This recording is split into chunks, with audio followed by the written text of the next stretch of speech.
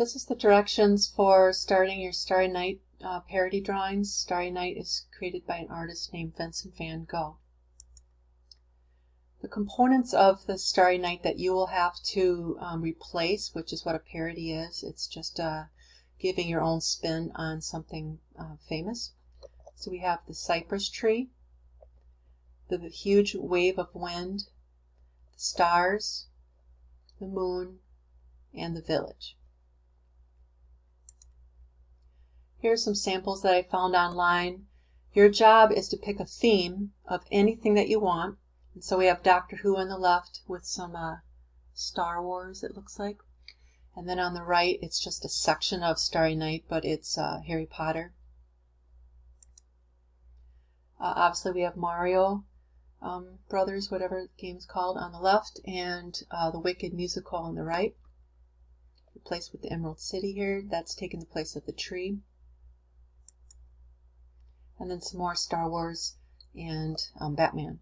These are just part of the criteria that I want you to think about in your drawing. So here, instead of the village with the church and so forth, we have Gotham City. The moon is obviously the Batman logo and so forth, and then the tree is Batman. You will also have to replace some of the stars. Here are some samples of Starry Night parodies created by students last quarter, and they actually drew these on the quarantine that we are currently going through. So we have, I think this is Aquanauts, but obviously the tree is this white bear, don't know his name, and then all the stars are these little characters. The moon is the logo, I guess, and then some kind of home for the characters. I don't know the show very well. We have Sophia the First. So basically anything is doable for this. Most students pick a cartoon. You can do sports, anything, book characters. So obviously the birds are the stars, the city is the castle, the moon is the logo for the show, and then the girl is the tree. Pink Panther, I love this one. Pink Panther, the main character is the tree. You got the characters that go along with the show, like the aardvark. These are the stars, moon, and then the city is replaced by someplace in that show. I don't know what that is. And I have no idea what this is, but Christoph made it. But basically you get the idea. He left his village as is, and that's perfectly fine in your project. Here are the expectations of the unit. Pick a theme to replace the components of Van Gogh's Starry Night. You are expected to use color, so if you don't have markers or pencils, I am going to leave a bunch of supplies outside of the middle school starting Monday, May 4th. So you'll need colored pencils and Sharpies and markers. If you want to do the whole shebang in colored pencil, you can. Don't recommend doing all of it in marker though, because you need to vary the colors between the sky and the main wind. They have to stand out or you'll lose some points on the criteria of the project. You'll also notice that this land is continued because in your handout, which I'll show you in a second, you're going to have gaps. So this student drew the background all the way over. So again, you already know what to replace. The tree, the stars, the moon, and possibly the village. So in this project, I'm going to let you trace if you can. Not everyone's going to have that capability. I have two areas or two suggestions of starting your tree. So in this case, it's Mickey Mouse. This one is not the greatest size. It's too small. So the one on the left is way too small for the area that it's in the foreground.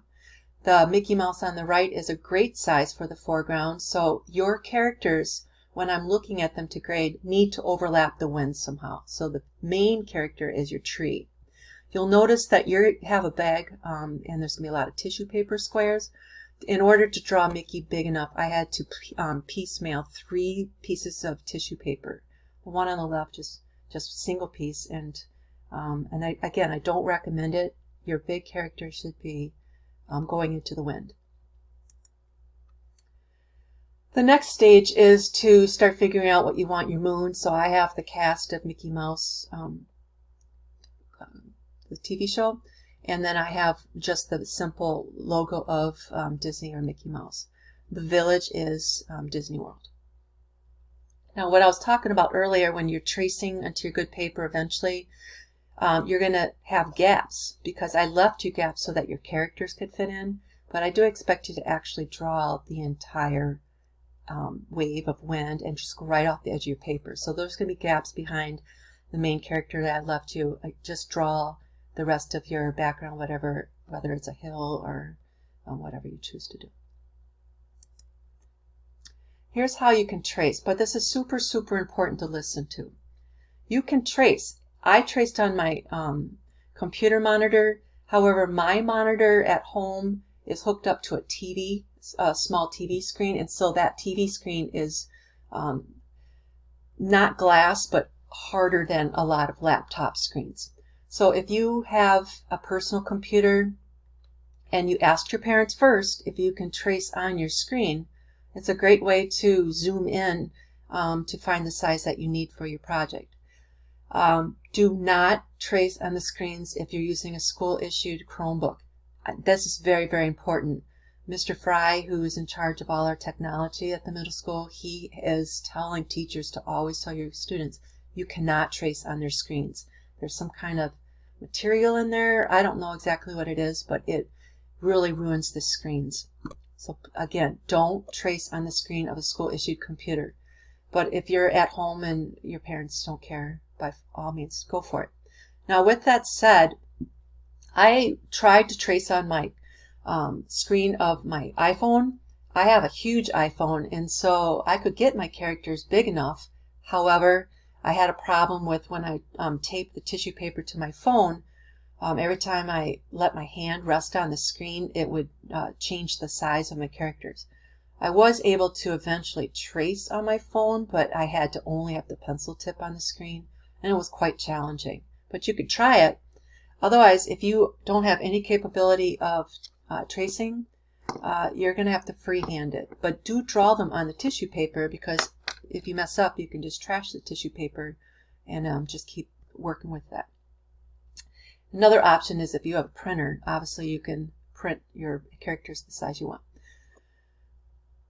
So the final stage before you're ready to move on to good paper is that you're going to have all your characters placed where you want. This is your composition, and the good paper is stiff.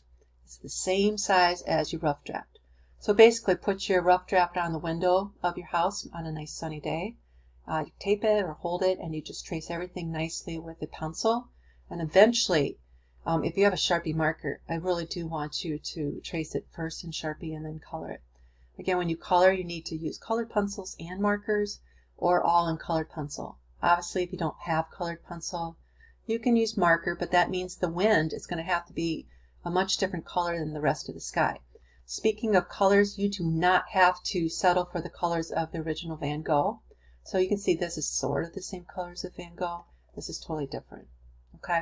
So you can see how the wind stands out on here. She's got her texture. Background is plain. Same thing in here.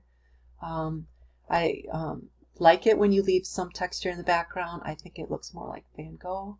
But again, the main thing, wind, tree, stars, moon, and then the village. You'll have 3 weeks for this project.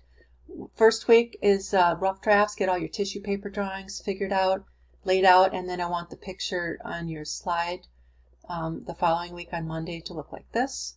And then you'll have a week to just basically trace it onto good paper with pencil and Sharpie. And then your final week will be to color it. You can obviously work ahead, but that's basically 3 weeks of assignments. All right, good luck, have lots of fun, and be sure you meet your deadlines. Thank you.